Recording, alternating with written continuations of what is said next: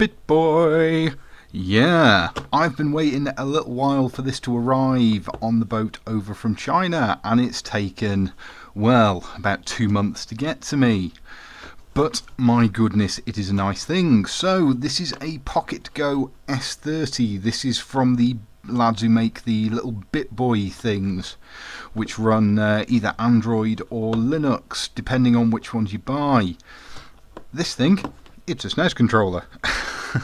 It's a SNES controller with a screen in it and a joystick and some extra shoulder buttons. Packaging, very, very nice indeed.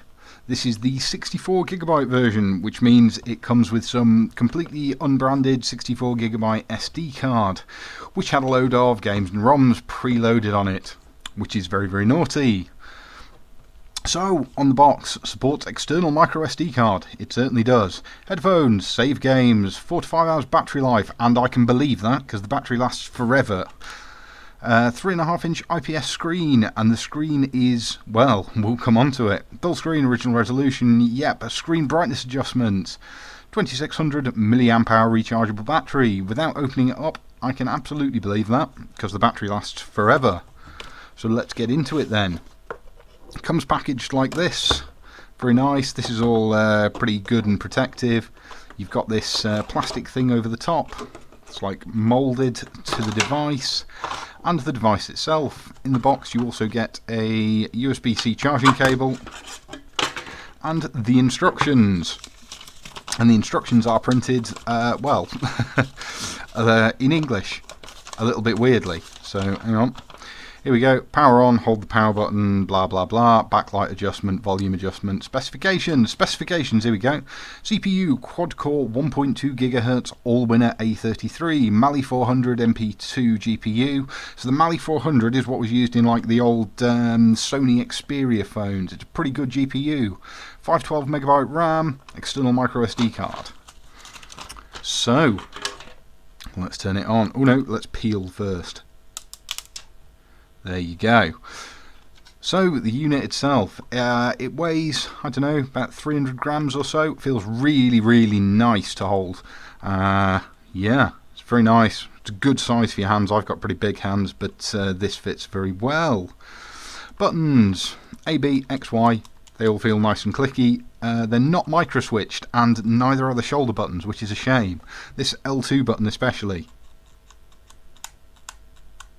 has a bit of a nasty squeak to it. Plus and minus volume, power on, USB-C for charging. Tiny little analog thing, works really well, doesn't spin round. D-pad, up, down, left, right, pretty standard so far. Your SD card goes in there, it's a little spring-loaded mechanism, and you've got your headphone port. On the back it just says Pocketgo S30 game console, model Pocketgo S30. So to turn it on we will press and hold the power button and then let go of it. It will take a little while to turn on, but you should be able to see straight away this screen is fantastic. I might even turn the brightness down a bit on it. Oh, I don't know. Yeah, it's about as good as a PSP screen, and straight away you'll see this has come up on PlayStation, for this plays PlayStation 1 games. But it also plays MAME games, NES games. There's the settings. We'll do the settings menu while we're here. So in the settings menu you've got language English or backlight up and down. If we turn the backlight down a bit, we'll turn it down to 2. Under then, come out of that, B button goes back. Super Famicom, so SNES games, PlayStation, Neo Geo Pocket, PSP, yeah, PSP emulation as well. Wonderswan and Final Burn Alpha. Also does Game Boy Advanced SP. Anything else? Mega Drive, PC Engine and Dreamcast. You've also got a little battery display down the bottom. I believe this runs some version of Android, which is quite nice. I haven't managed to escape from this menu to get into it, but if we go into let's go into the PSP emulator first of all, because I believe there is a way to escape to the Android stuff in there. So what have we got for PSP? This is all the stuff that came preloaded with it. So various ISOs for things. Yep, okay, so let's go to, I don't know, what have we got? Burning Rubber USA for the PSP. Takes a little while to load up. There we go, Amusement Explorer G mode. Hopefully you can see from the camera that this screen is fantastic. Right, so here we go, PSP port of Burning Rubber. We click that, and then we go exit to menu. There we go, now we've escaped to PPSSPP, which is the Android PlayStation portable emulator. This also works really well on PCs and things as well. So if we go over to games or homebrew demos, there we go, games. Yeah, so then you can access the file list for things. Yeah, we can't go up any folders, so we got Flash, PSP, shaders, etc. Yeah, PSP games run really well on this. There's not much in the way of 3D stuff included with this SD card, but you can load whatever you want onto it. Wonderswan, Final Fantasy IV Japan. Wonderswan works absolutely fine, as you'd expect. Let's boot it up. Squaresoft, yep. Final Fantasy IV, push any button. Very, very straightforward. Yeah, this is taking a little while to load. But yeah, works perfectly well. But that's Wonderswan, so you would expect it to. Incidentally, to bring up the menus and go back and things, you just tap that button on the top. Final Burn Alpha, this is a little bit more interesting. So these are all your sort of arcade games. They load up with the image there. You can load custom images onto the SD card. You can load pretty much whatever you want, as long as it'll run on Android. So let's load up, what's a little bit more intensive, Final Fight. Here we go. Takes a sec to load Final Fight. How do we add some credits? I can't remember. Select button adds credits. There we go. Start to go. Let's play as Cody because he's Axel from Streets of Rage. Come on. Let's go and punch some bad guys. Yeah, so it's super responsive and it controls really, really well. The controls are absolutely perfect. Ooh. There's no screen tearing or anything at all. Anyway, that's enough Final Fight. So the save states and stuff depend on the emulator. You can't save and load by default, but if the emulator supports it, then you absolutely can. Right, come out of that. Game Boy SP, as you'd imagine, emulates perfectly. Neo Geo, same again. So the stuff we're interested in really is MAME, PlayStation and Dreamcast. Well, PlayStation 1, let's go to crashbandicoot.pbp. Interestingly, this SD card came loaded with loads of stuff that you couldn't access. So it had Tomb Raider here, but except Tomb Raider was in a folder, so the file list didn't pick it up. So I had to go into the SD card and take it all out of a folder. What are we going to go with? Let's go with Crash Bandicoot. Where are you, Crash.pbp. So it takes a little minute to boot up PlayStation 1 games, but they all work pretty well. So if we go Crash Bandicoot 1, start. Now, I went into this earlier and I made a save state, so let's try and access that as soon as it's loaded up. Right, so we hit that button on the top and we'll go load state. There we go. There is my my save state.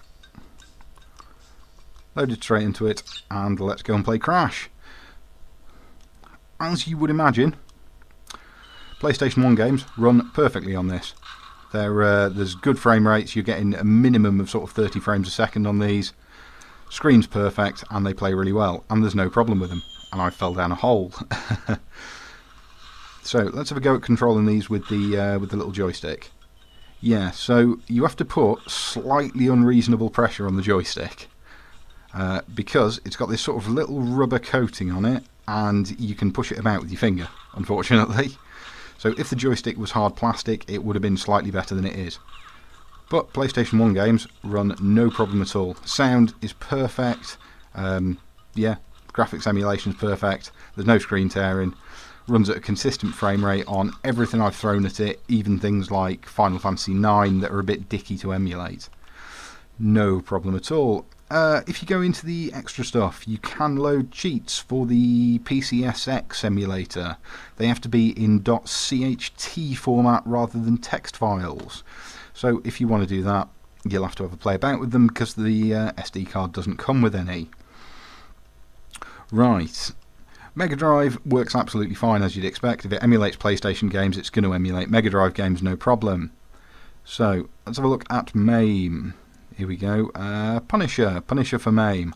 I'm not entirely sure what version of MAME this is using, however, we may be able to find out. No. Okay. But I imagine if you go into the config file on the SD card, you can probably work that out. So, insert some coins, let's play as Punisher. Yeah, as you would expect with arcade games, this works no problem at all. And the Punisher's a pretty good arcade brawler, or beat 'em up, as we called them back in the day, but now that sort of means fighting games. So, no problem whatsoever with MAME emulation. Right, close that. Okay, last thing we're going to have a look at then is Dreamcast. Oh, this also said it does Master System emulation, but going into the Mega Drive list, there's no Master System games on there, and I couldn't make it load any Master System ROMs. So I don't know if perhaps it's just missing the emulator for them. Where are we? I've completely lost Dreamcast emulation. Okay, Dreamcast emulation, here we go. So this comes preloaded with one Dreamcast game, and that is Sonic Adventure 2. And, well, they couldn't have made a worse choice for it, as we're about to find out.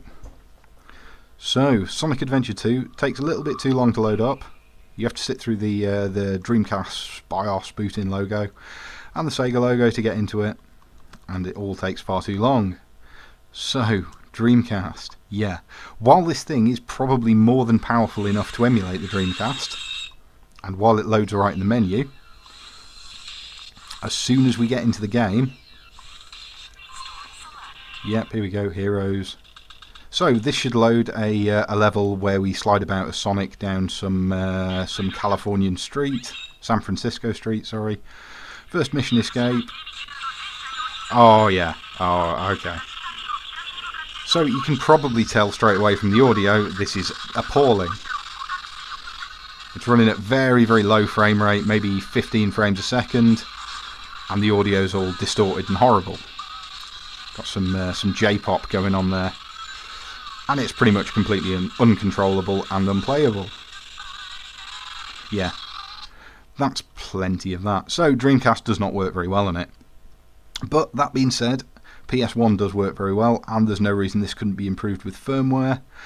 As, well, the Bit Boys that they put out a few years ago, they were improved massively with firmware over time. Yeah, so this is a very nice thing. They do include a lot of games with the SD card, even though they're unlicensed and they probably shouldn't. The screen on it is beautiful. Like, seriously, it's perfect. It's probably as good as a PSP screen, easily. PlayStation stuff loads nice and quick, which really you probably want this for playing PlayStation stuff, because if you're playing any arcade things, I like micro-switch buttons. Your mileage may vary. But yeah, all the 3D games I've run on it are absolutely perfect. PlayStation emulation, from what I've tried, couldn't be much better. I even had no trouble loading custom ROMs or anything onto it. There was just no issue. And because it's PlayStation, you know, loads nice and quick off an SD card. Interestingly, the PlayStation emulator they're using seems to be one of the less popular ones. One moment, which one is it? It is... Credits, here we go.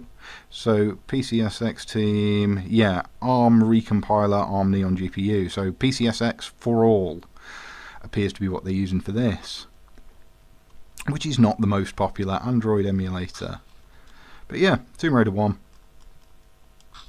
runs no problem whatsoever. So, let's come on to the rub with this then. Just press and hold the top button to turn it off, and it all goes away. The rub with this is it's extremely expensive. So because of the fact we now have to pay VAT on imports due to Brexit and some rule changes, this made this thing with the 64 gig SD card about £65. Now, while that is more than a used PSP or something, I think with the firmware updates and things this is going to get, that's probably quite reasonable. But it is still £65. And, you know, PlayStation 1 games mostly run fine on a PSP, which can be had for about 25 quid off eBay. That being said, this is a very nice unit, and it's nice to see something running Android, because it means there's going to be, you know, custom software, custom ROMs, and new emulators for it in the future. I'd be surprised if this doesn't get at least a very basic PlayStation 2 emulator, so you could play things like Final Fantasy X, which don't rely on high frame rates. All in all then, it's a very nice unit. Packaging's good, unit's good, comes with a good selection of ROMs, you know, if you don't want to load your own. Charges quick, battery lasts forever, and it's pretty good value for money. Oh, and if you put it like that, it stands up. Nice things. Subscribe for more.